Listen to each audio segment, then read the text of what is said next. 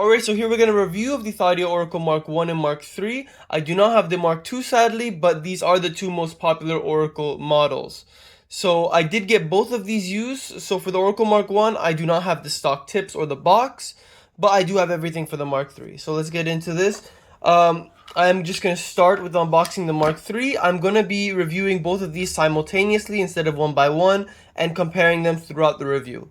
Anyway, so let's start off with the box here, which is a very weirdly sized box in my opinion. Almost looks like a thick book. I don't know why they made it so tall. But anyway, so let's open this up here. It is a very nice looking box, though, very fancy looking. It's got a magnetic closure here. Let's open that up. Got the ThieAudio case, which is absurdly large. And we got the IEMs here with the cable. Come on, get out of there. There we go. Alright, and we can put the box off to the side here. So now let's open up the Oracle Mk1 here. It comes in this Pelican case or Pelican style case. Open that up. You have the cable here along with the IEMs and also a 3.5 millimeter adapter, and it also comes with a 4.4 right here. Alright, so you do have 4.4, 3.5, and the cable itself terminates in a 2.5 balance. Alright, so it does come with, I'm going to move these tips to the side, those are not stock tips. This does come with a microfiber cloth and the Pelican case. And as for the Mk3, it comes with this large, more traditional case, but much larger than usual, along with a microfiber cloth as well. It comes with some foam tips, and it comes with some silicons, which were okay, but I did not use these for the review as I found other tips that I liked more, that I'm going to be talking about in a second. And it comes with terminations as well. It is a modular cable on the Mk3. Let's take this up, open this up here. It comes with as well all the same terminations. It comes with 2.5 balanced, 4.4 balanced, and a 2.5. Alright, so this case, I don't like it. Obviously, it is massive, and this is just this really ridiculous case, honestly. You can fit both of these can fit in this case, and that's just unnecessary. And I don't really like when IEMs come with massive cases like this because the IEM will also move a lot during transit. So it's just an unusually large case for no reason. As for the Pelican case, I think the Pelican case is nice. It is good protection. In the inside, it is coated in this like foam so that it protects from impacts. Overall, I think this is a better case. It is like kind of bulky, but it is a much more reasonable size, and it's good for throwing in a backpack. I don't like how the foam, as you can see, gets these indents over time from the connectors pushing on the foam here, but it's fine. Overall, I think this case is a lot better than what comes with the Mk3. It is a much nicer case. And I'll put that to the side now. So now let's talk about the, I cannot talk really about the tips that come with the Oracle Mk1 as I don't have that. But the Mk3 does come with the foam tips and the stock silicone tips, both of which were fine. I don't use the foams, but they seem good quality. I did use the silicone tips, but I preferred the comfort of other tips without much of a sound difference, and actually preferred the sound on the ASLA ASMR tips. We'll be talking about that when I talk about sound. I'll just put these here for now. Let's put these right here. And then with the Oracle Mk1, I used not Divinus Velvets, what is this called again? The Elatech Baroque tips. I decided that for this comparison, I'm just going to choose whatever tips sounded best for each one, because I thought that would be the most fair way of assessing this. I used many tips with both of these, and these were the tips I found sounded best with both the sets. Alright, that's enough about tips and stuff like that. Let's talk about cable really quick. I think that both these cables feel very similar. Overall, they both are really nice cables. I really like both of these cables. They're both very supple, very smooth, and very good quality and very good looking. I do like the look of this pearl white cable more. I think this cable doesn't really, but they both do match their own IEMs a little bit. But I think a blue or like a black cable would have matched the Mark III more. But either way, it's just an aesthetic thing. Overall, the feel of both is great. I will say the Mark I's cable is a little bit more supple feeling, but that might be because it's an older cable, because this set is an older set. Anyway, but overall they feel very similar. They might just be the same exact cable in different colors. I'm trying to get this plug off. Come on, 2-pin unplug, please. There we go. Come on, there we go. All right. Also, I forgot to mention the terminations. So for the Mark 1, I think that when the Mark 1 came out, modular cables were not as popular as they are now. So they did come with a 2.5 plug that you'd be able to plug in to a 4.4 adapter that it came with. So you would just plug that in like that. This is obviously much worse of a solution than the current, which is more modular plugs like this on the Mark III. The Mark III has a very nice modular system. Actually, I quite like it a lot. It stays really well plugged in when plugged into a like amp or something like that, and also it is not like massive. Like, look at this size difference. But even compared to like other modular cables, this is quite small of a plug, so I really like that. And this does stay on very nicely unless you want to take it off. Like, it won't unplug while you're like plugging in and out of a like an actual like amp or something like that. So I really like the modular system of the Mark III's cable. And the Mark I's cable is nice, but it doesn't have that modular system. And now I'm getting cables tangled with each other, so I'm going to just move these out now. And we're going to talk about the build, quality, and comfort of both of these sets. Let's get these adapters out of the way here. Alright, so let me just put these like that, move this to the side here. Let's talk about the build of the Mark I first. It is a very nice looking IEM. First of all, I do like really how the Mark I looks. It is a very like fancy kind of abalone, I think it is, finish. It looks kind of like ocean themed kind of thing. It is very nice looking. I really like how these look, and I really like how the Mark III looks as well. The Mark III has like a similar blue styling, but with like this wooden stripe in it, which I really like how these look. Actually, it's like artwork almost. Very beautiful looking IEMs. But as you can see here, the Mark III is much larger than the Mark I. It's much thicker. Like, it doesn't show as well on camera, but like when this is in your ear, it's a very different feeling. I will say the Mark I is a lot more comfortable than the Mark III. For when it comes to driver configuration, this has one dynamic, this has two dynamics, then 2BA, 2BA, 2EST, 2EST. This is around $589, and this is around $550 from what I remember. But they're both around that like $550 to $600 within that range prices. And so I think that the size difference in here comes from the dynamic drivers, because they are, from what I understand, in a isobaric dynamic configuration where the two drivers are pushing and pulling on each other, which requires them to be across from each other, which needs to make that size difference, which is why the Mark III is so much thicker. This does actually have an effect on the sound from what I've heard, and we'll be talking about that when we talk about the sound in the bass. As for tips, I used, as I said here, this is the Eletec Baroque tips. I used that for the Mark I. I thought it was the best sounding and most comfortable, like, not the most comfortable, but best sounding while being comfortable for the Mark I. Because I didn't have the stock either, so I can't really reference that. But these I found were very good sounding and moderately comfortable with the ASLA ASMR tips. But most tips for the Mark III were relatively like similar from each other. There were differences in sound, but they're not massive differences. So anyway, that's enough for the tips.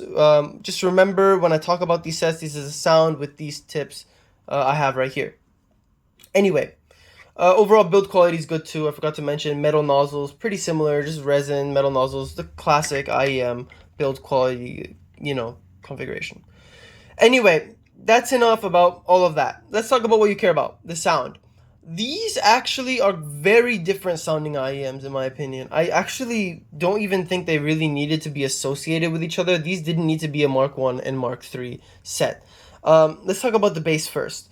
The bass is very differently presented, but both excellent in their own way. I really like the bass on both oracles. Not perfect though. Both have their flaws, but both have their very strong points. So the Mark One has very good decay and has a bit of like a subwoofer-like sound to its bass. It's very big. It's very like it has a very large presence, but it lacks a little bit of that impact. It is very nice, still has great impact. It has still great hit, great slam, but it's more impressive in its decay department and its texture. The bass has excellent texture on the Mark 1. Very fun sounding bass, very dynamic, but it's not as tight as the Mark 3. The Mark 3 has a much more tactile, much more initial hit strength focused bass, where there's not much decay on the bass in the Mark III. And actually, it did bother me a little bit that it's a very one-dimensional sounding bass. It is still very nice because it has a very, very strong sounding slam to it, like a very like impressive physicality to it, but it lacks a bit of that decay, a little bit of that texture that I would like to have in the bass on an IEM of this price. It's still an excellent bass, actually very impressive, but not as emotional sounding bass as the Mark 1. I think the Mark 1 has a more lively sounding bass, while the Mark 3 has a bit more technically impressive sounding bass. So if you and it is still very enjoyable on the Mark 3, but it's not. It's more about the impact on the Mark 3, while it's more about the texture and detail on the Mark 1, in my opinion, for the bass. Both basses are very good, but they're good in their own ways. Going on to the mid-range. Both mid-ranges also take a very different approach. The Mark III is a much calmer sounding set and much darker sounding, in my opinion. The Mark 1 is a little bit less refined sounding, but it's much more energetic. It's brighter overall. The set is a brighter set for sure. It has a lot more energy. It's a lot more fun sounding, but it also can get a little bit shrill. A little bit, just a little bit shrill in the upper mid-range and the female vocals. Male vocals are excellent on the Mark 1. Vocals in general are great. They are very forward, very pushed up in front of you. Not like to the point of like discomfort. Maybe in the female vocals a little bit when it gets a little shouty in your face. But overall, it's well presented vocals, good quality. I have heard better in the price range. I'd say the Mega 5 EST is better at vocals in my opinion. But there's still good vocals on here. Still impressive. And overall decent quality. I'd say they lack a little bit of note weight as well. That's another thing I didn't like about the Mark 1. The Mark 1's note weight was okay. It has some Mark 3 also had the same problem with the note weight as well. The Mark 3 had a better timbre in the mid-range overall and had a much more controlled and much more smooth sounding mid-range than the Mark 1. It is a much darker set, less energy, more calm. The vocals are more pushed back than the Mark 1, but not necessarily recessed in any way. The ASMR tips brought them a little bit more forward, but not as forward as the Mark 1 is. And it didn't change too much from the stock tips. It's just a slight bit more forward, which I enjoy more. So which is why part of the reason why I enjoyed the ASMR tips the most on the Mark 3. The Mark 3's vocals sound smooth, clear, good detail, but the note weight is still not what I would like. It doesn't have a physicality to it that I would prefer for the vocals. It sounds a little bit spread out. It doesn't have like its own it doesn't sound like a physical voice in front of you. It sounds a lot more dispersed. The vocals sound more dispersed on both of these sets than I would like. I'd like a little bit more natural sounding vocals and more centralized, more physicality to the vocals than what both these offer. The imaging on the vocals is just a little bit blurry, but overall imaging on the Mark III is good. The vocals do have that dispersed problem, but left to right for instruments and all that and strings is excellent on the Mark III.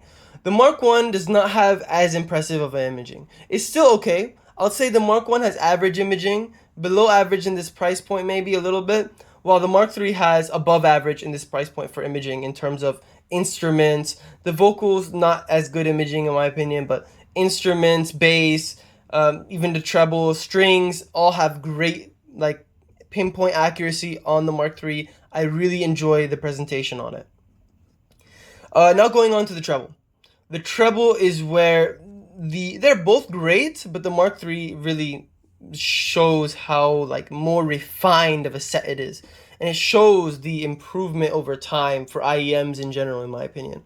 The treble on the Mark 1 is fine. It's not bad, but it's not as nearly refined, and it's not nearly as good in its presentation as the Mark 3. The Mark 3 is a darker set, so it does have a little bit more leeway in terms of like not getting shouty or harsh, but the Mark 1 presents the vocals in like not the most balanced not vocals, sorry, the treble in not the most balanced way, where you know when a vocalist is raising their voice to a higher pitch, it kind of can get a little bit harsh on here in the points of the treble, where on the Mark III it maintains extension while not sounding harsh.